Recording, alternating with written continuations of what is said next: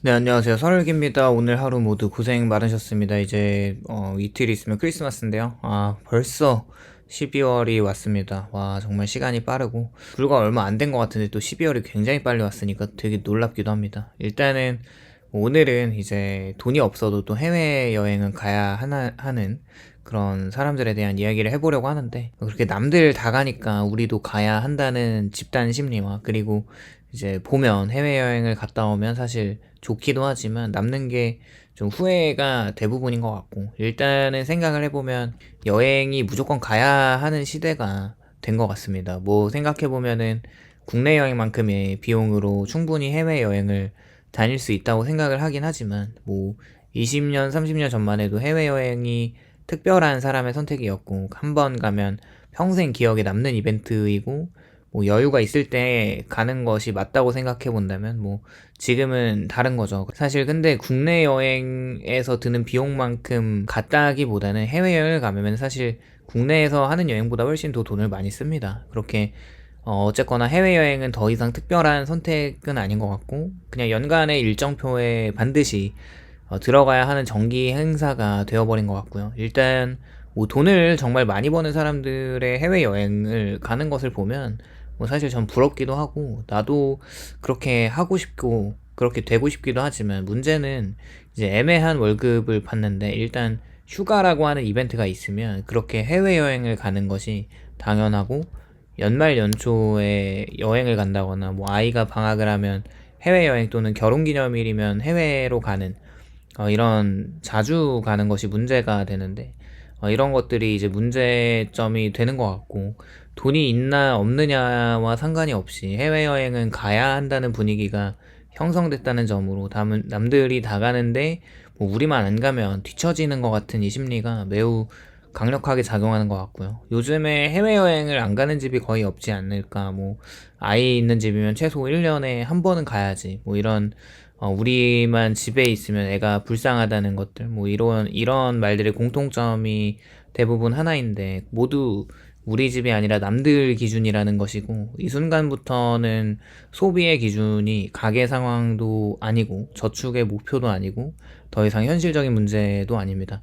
타인의 라이프 스타일이 자신의 라이프 스타일이 되는 거고, 그렇게 비교라는 게 반드시 과소비로 이어지고, 어쩔 수 없이 또 이런 비교는 남의 좋은 부분만 또 보고 자신의 불안한 부분은 숨기는 거니까, SNS에 올라오는 해외여행 사진에는 뭐 카드값과 대출 혹은 마이너스 통장이나, 그리고 다음 달 생활비 걱정이나 이런 사실과 속마음은 절대 보이지 않고, 사람들이 다 저렇게 살고 있는데 우리만 못 가는 건 좀 우리가 못 벌어서인가, 이 착각은 필요 없는 소비를 필수로 착각하게 만든다는 거죠. 그래도 다들 비슷비슷하게 산다고 이야기를 하는데, 이 말의 이면을 또 들여다보면 현실은 다릅니다.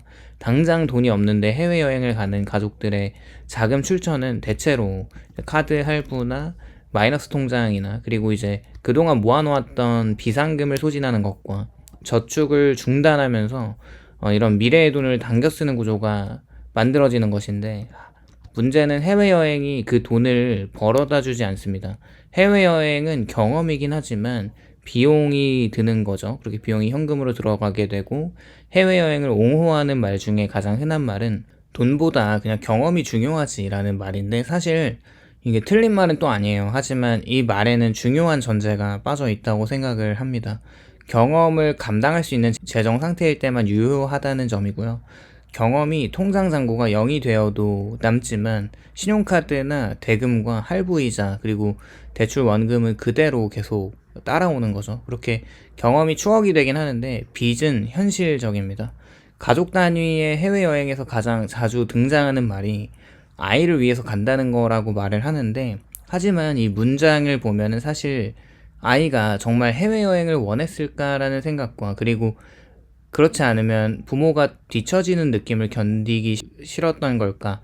뭐 또 아이의 기억이 정말 오래 남을까? 또 아이에게 중요한 건 비싼 비행기나 유명한 관광지가 아니라 안정적인 일상과 부모의 여유라고 생각을 하는데, 결국에는 그렇게 이제 무리하게 매달 카드값에 쫓기는 부모님보다 한 번 여행을 덜 가더라도 여유가 있는 부모가 아이에게는 훨씬 좋은 환경이라고 생각을 하거든요.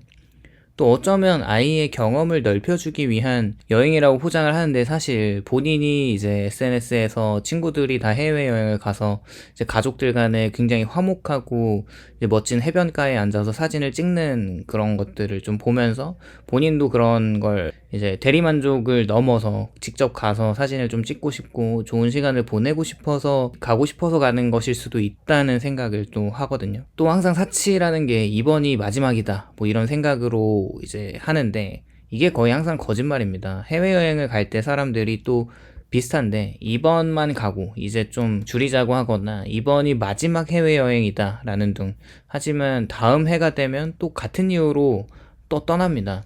왜냐하면은 문제는 여행이 아니라 이미 이제 본인들의 생활 패턴에 이제 자리 잡은 것이 해외여행이기 때문이고요.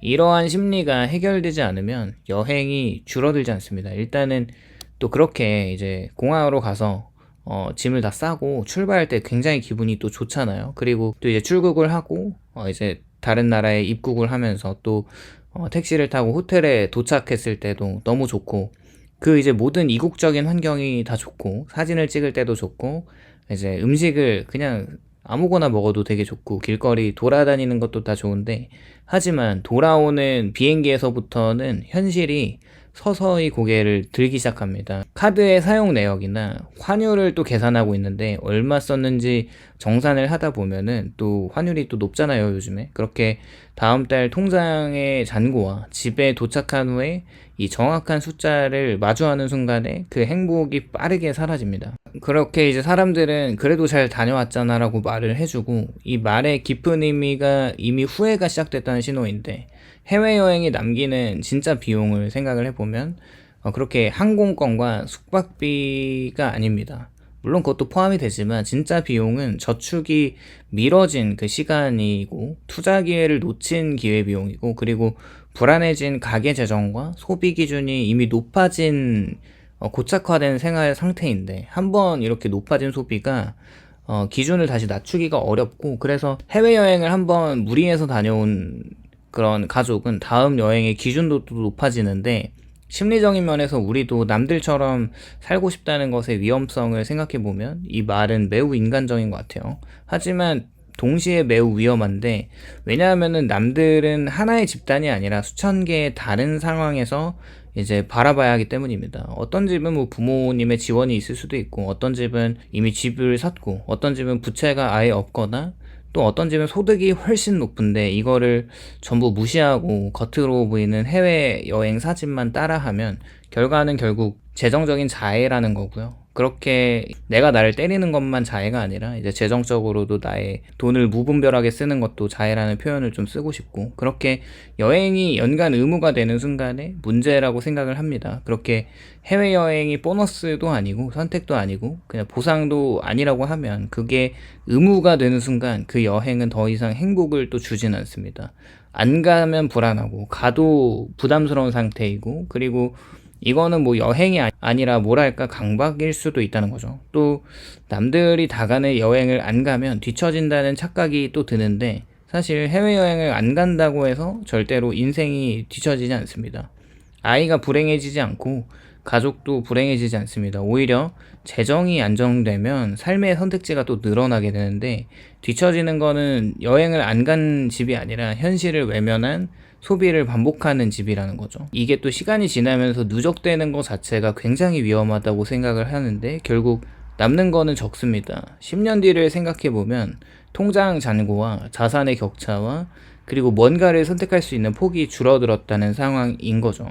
어쨌거나 여행은 삶의 주식은 아닙니다. 물론 여행이 필요하고 쉬는 것도 중요하고 경험도 가치가 있지만 꼭 필수적인 요소는 아니라는 거죠. 결국 후회는 여행 직후 바로 오지 않기도 하지만, 철저한 후회는 나중에 시간차를 두고 옵니다. 집을 못 샀을 때나, 그리고 갑작스러운 위기에 대응을 못할 때나, 아이의 교육비가 부담되기 시작할 때나, 노후 준비가 턱없이 부족할 때, 그때 사람들은 해외여행을 그때 조금만 줄였더라도 돈을 덜 썼으면 어땠을까라는 생각을 하게 되고요.